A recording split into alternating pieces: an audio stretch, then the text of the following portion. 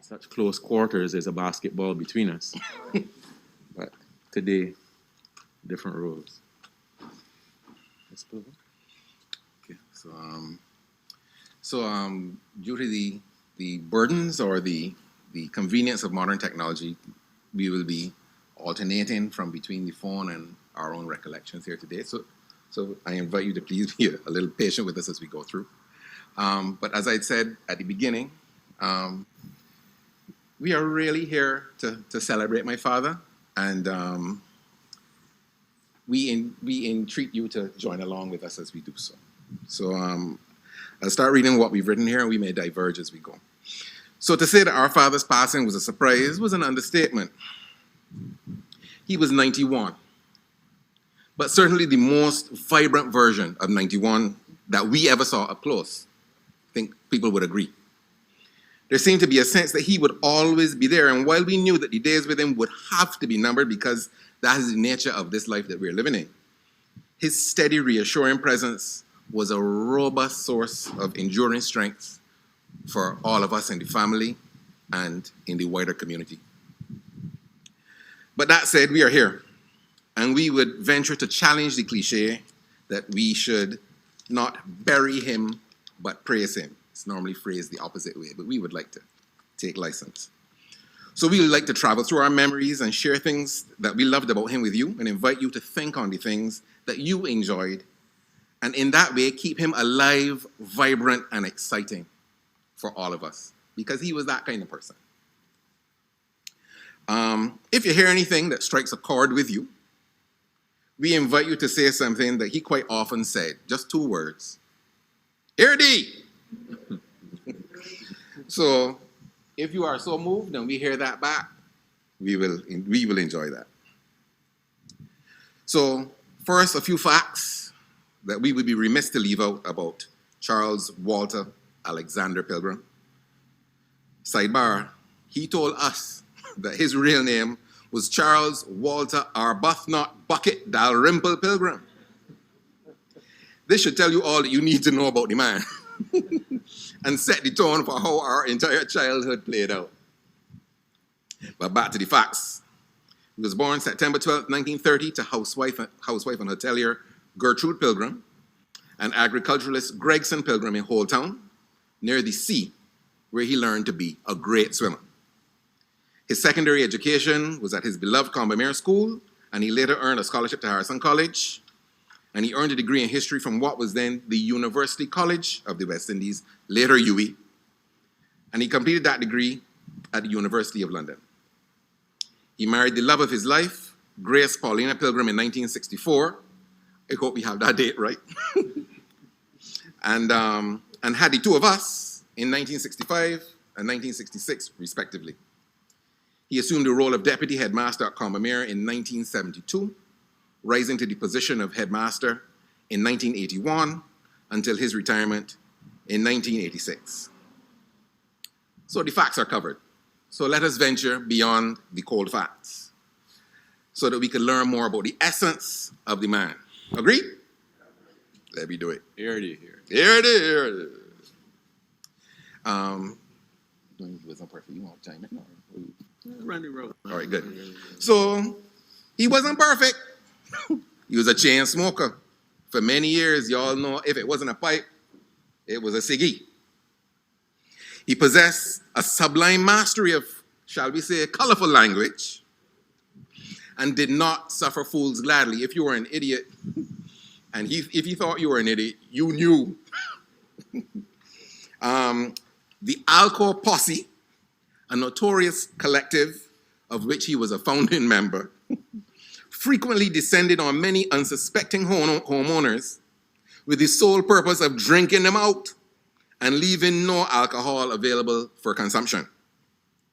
The stories of them tossing gallon bottles from one level of a house to another, then making off into the night to have their own party with said gallon, are legendary.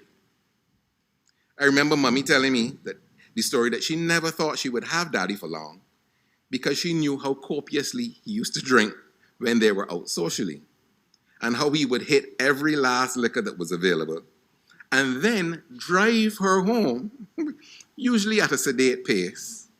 But if they saw his feared nemesis Grogan on the road, a challenge was issued, and she knew it was going to be a race from town all the way to Enterprise Road, where she was living at the time. Between his love for speed and his love for grogs, she swore that he would likely not make it to his 30s. Turns out he made it to 91. Beyond these paltry failings, our father occupied many different, hugely successful roles in his lifetime, but we think that they seem to fall under a few main categories. First, Charlie the Fixer. Anybody that knew Charlie knew that anytime you came at our house, home at we as it were, he was always working on something. Here it is. Even, seeing Adam Clark here brings it even more, pronounced into my mind, because Adam was like one of his main disciples from very, very small. And Charlie could be seen to be fixing a lawnmower, a car, the roof, the flooring. He was mason, he was carpenter, he was electrician. And I remember on one rare occasion, he became medical doctor. Sorry, Dr. Springer. We were at River Bay on a kind of picnic when Mommy had to be somewhere at a meeting, and Aunt Doreen accompanied myself, David, and Daddy. We go on River Bay, and it was a kind of impromptu picnic. So when it was time for the repast to be served, Daddy produced some soda bits. Back in the days when it used to be four, produced a pack of soda bits and some corned beef. And David, in his zest, began opening the corned beef and managed to dig out a hole in his hand, so to speak. Down to the white meat, as they say. Down to the white meat. So Charlie immediately swung into medical mode and ushered him towards the more salty side of the River Bay area, sanitized accordingly the wound, and then returned to the Ford Corsair, which was adjacent, and produced some tissues and some what we would call insulation tape or electric tape, and fashioned a bandage of sorts, which was able to stem the flow of the liquid. And we were asking Daddy all along if this is what we should be doing, or if we should be going somewhere to get this dealt with. He said, when you don't have horse, you ride cow. Under the notion of the fixer, he had several uncredited inventions: solar water heaters, a mango picking device, box carts, innumerable box carts, scooters, the last of which he made for my son, who is now 7. Lamps, various lamps around the house made from articles such as bucket handles, made from literal buckets, you name it. Shovels, ice buckets. The ice bucket that we had at Airdrie for years was made from a Bicor ice cream tot insulation that he found, and a wooden box that he assembled himself and nailed together. Other uncredited professions include distiller of fine liqueurs. He in fact had a liqueur that he referred to as Péfélé, which was passion fruit liqueur, the last of which was drunk by myself and the Clarks just a few days ago. He had fashioned on it a label which said something like, Péfélé, drunk in the West Indies since the early 1600s by the literati and cognoscenti, as produced by Don Carlos Papaya de las Pampas, which was him. Another of the roles that our father inhabited was the teacher. So many people know Charlie as the traditional teacher, but growing up in our house, as I listen sometimes to my wife and I hear how proper households were run, people would tell you, well, you have to do your homework, you have to do this, there's certain rules you must follow, certain types of advice that you would receive from parents. But I often used to say, well, I don't really remember receiving any advice per se from Charlie. But there were moments that were distinct teaching moments. So yesterday I heard another one from the Minister of Health, no less. And he was saying that they were up at Combermere and making their way down to the Globe during school hours because there was a matinee. So they're coming down Station Hill and going into Hinesbury Road, and they see Charlie approaching in Ford Corsair. They know Charlie and they know his loving spirit. Mr. Bosick says to the others, you know he can stop and pick me up. This he did. They get in the car and they tell Daddy, oh, we're going early, so we have to get to the bus stand. Charlie said, yes, of course, I'll get you there. Pulled up alongside the Globe and said, well, we ain't getting out. And implied that he gave them that one. And they took the lesson, I imagine. Anyway, one that he taught me occurred when there was something called a scout barbecue happening. And I was a member of these scouts. And I said to Daddy, I want your help to get one of these barrels that you cut in half to use, or some people say to use at the barbecue. So Charlie said, no problem, I'll help you. So on the morning when this maneuver was supposed to take place, I said, well, I go in to play some basketball by O-level, and you could just get the barrel and carry at Harrison College nearby the scout hut. You know where the scout hut is. He said, that is not going to happen. I said, but Daddy, you told me that you were going to do this. You made it clear to me that you were going to assist in this endeavor. He said, I will lift you as far as you take yourself. Don't expect that I going anywhere like some servant boy lifting up cut caskets or anything else for your self. I will go as far as you go. And this has stuck with me over the years. I remember I wanted desperately to go to either David Simmons, Sir David Simmons as he is now, or Alia Shepherd QC to ask about a particular task I was trying to complete in court.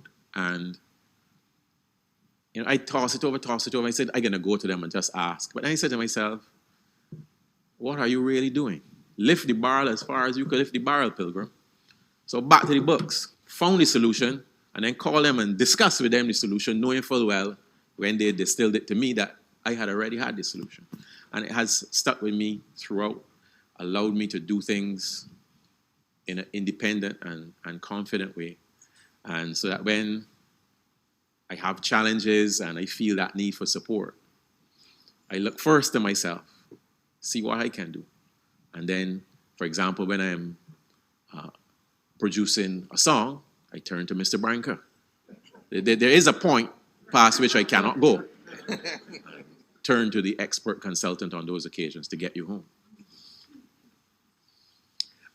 A small note about Combermere. We were thinking about our father, and we have had to share our father with Combermere for most of our lives. In fact, all of our lives, really, I think. Because he started there as an assistant teacher, left for a while, and came back, and then continued his tenure. And we thought, where do you put Charlie in the context of Combermere? We figured we'd talk a little bit about that, tiny bit. And we thought that we see him as being part of a movement, really the first local teachers / administrators who were investing their time and energy into the children of the school and trying to strengthen and empower those students beyond, and this is the important part, beyond the limited potential of the colonial mindset. We really thought about his lineage and where he appeared, and certainly in terms of how there's a story I won't go into, but there was a student called Harold Morris at Combermere, Daddy, who had a physical impediment. Daddy would pick him up every day before us from Fruitful Hill in St. Andrew, get him to school, and then get us to school. That he believed in the potential of students at that level. The story that Andrew just told illustrates that as well, is that he always seemed to understand, he seemed to feel that once he knew your individual story, that he could help tailor a destiny appropriate to your story. Hold on, the technology has of course deserted me now.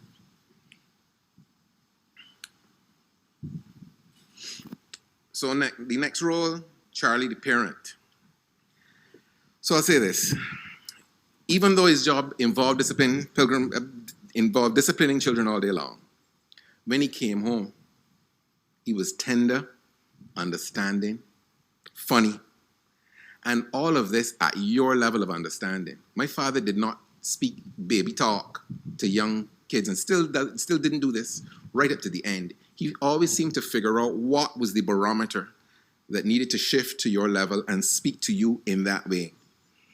And he always gave you his full attention at the moment he was speaking with you. I never felt that my father was distracted when I was speaking to him. He never gave you the answer either. He always preferred to drop hints, breadcrumbs that would lead you to your own conclusion and your growth. He attended every play, every NIFCA event, every basketball game, going so far as to welcome countless friends into our home to play basketball twice a week for 30 years. Hear thee. He was the dean of the Clyde Ballers Association.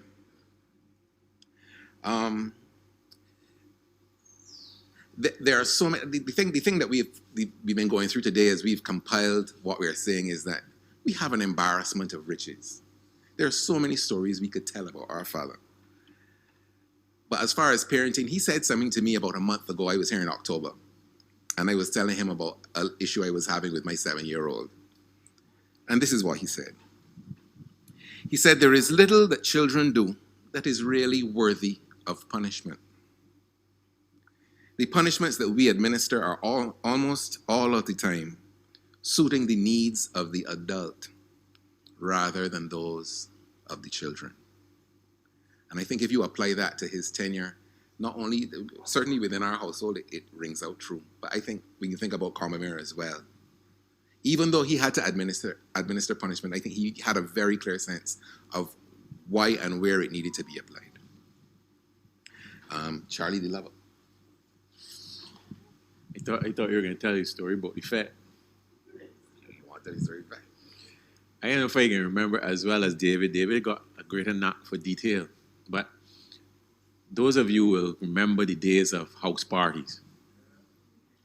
When we used to be looking to get to house parties. You hear that Nikki Aline keeping a house party. That had a certain meaning because Nikki Aline was a DJ. So that house party not just going to be a nice house. Music going to be licking down from the time you land. And we received what we viewed as an effective invitation from a close friend of a sister, a person who knew Nikki quite well. His sister had told his little brother that we could be invited. We thought this was effective. On this evening in question, our parents were at a Christmas do at the Calendars. And David tells a story that we agreed that I should call and ask for Mommy. So I called and I asked for Mommy. Mommy came to the phone. I said, "Hi, Mommy. We've been invited to a party and we just wanted y'all's consent to move forward to that party. We have arranged some transportation with Howard's sister and we're hoping we can go." She said, "Which Howard again?" The Howard that plays basketball. So it's his party? Well, not exactly his party, but it's a party which he has significant contribution and connection to, and we hoping that when his sister comes, we will just proceed and go to the party and so on and so forth. And Mommy said, kind of reluctant, "Okay, very well." And I put on the phone, I turned to David, said, "We in, we gone clear." So we hit the showers. At that time, the Calendars, as now, lived in Regency Park. So we hit the showers looking for some good bell bottoms to put on and thing. When we hear the very familiar tone of M1271 reversing into the driveway. I mean, I don't know when we have felt so gutted without licks. Charlie came and said, "Y'all are not going anywhere." And he had a knack for enunciating, which often was punctuated by corporal punishment. But on this occasion, there was no need. You are not going anywhere. Take off the glad rags. I'm going to go on my brook. Straight to bed, man. And that was the end of that party adventure. And as I would say to Bertha nowadays, we cried hunka-munka style. Two big boys, 15 and 17, or something like that, and cut off. Can't get an effect. Oh, yeah. So we come to Charlie the Lover. And I mean, much of what we know of Charlie, in spite of his ability to be stern when it was required, was that he was an open person, a loving person. I look at one of the pictures on the inside of the program there with him hugging mommy, and it just reminds me of a lifetime of love, a lifetime of being, just enjoying with two people, two parents who made us the happy, I don't want to say too much about but made us happy. It just made us enjoy our lives. And although he was a part of the Alcoa posse, and in the particular circumstances of social association with the members of that posse, they would beat the last grog. I have never seen my father pour a drink in our home if guests were not there. In other words, his life was not about liquor. His life was not about licks. His life was about associations with people and about enjoying people and relating to people and, in my view, empowering people. And yesterday at Combermere, I say again thanks to Combermere, and I acknowledge the presence of the headmaster, the president of the board, president of the Old Scholars Association here today. Combermereans did a massive tribute to him yesterday and thank us for what he did for them. And we are grateful, extremely grateful to them for that outpouring. But it speaks to the man that we know and love, who always made us feel happy, who made us feel that although we can't go to fetes to which we are not invited, we could tell any one of our friends from Carrington Village or Sandy Lane to come at me anytime, and that they would be welcomed. So that our house had a kind of permanent stream of persons coming in and out who were always welcome and encouraged to fire one from time to time in between. And we thank him for that love and for what it has made of us and how it has made us into the people that we hope we are today. So in closing, really, I think Andrew covered most of it. We think that Charlie was a bridge. I think that was the word that seemed to come to us. Within his own immediate family unit before us, he was the sibling that I think the three other siblings would come to when they weren't speaking to the other siblings. He was the bridge between his mother and the rest of those siblings. He continued to care for his mother way into her final years. And he mirrored this role with our own mother. My father was absolutely devoted to my mother and cared entirely about her welfare and has passed that on to us. With his friends, he was a bridge as well. He liked to create, not consciously. By allowing people into the household, he would create unions and was prepared to function in the role of sidekick, as well as the role of leader when the moment dictated. And he was a favorite uncle. Within the family, he was a bridge. Favorite uncle, had countless fans among his nephews, nieces, and now grandchildren.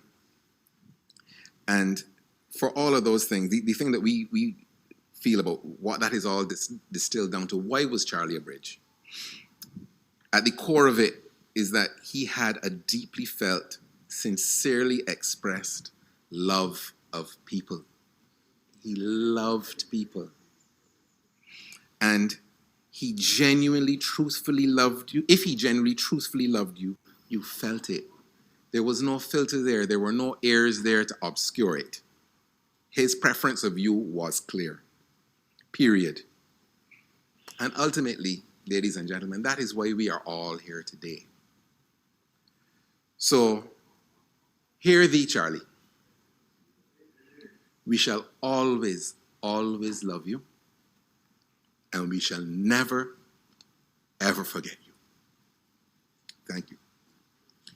I'd just like to say a quick thanks to everybody that came today, everybody that is following online, especially a little shout out to our cousins over and away, Mike and Diane, Nicole, Chris, Alan, Andrew, Stacy, Mel, Sean.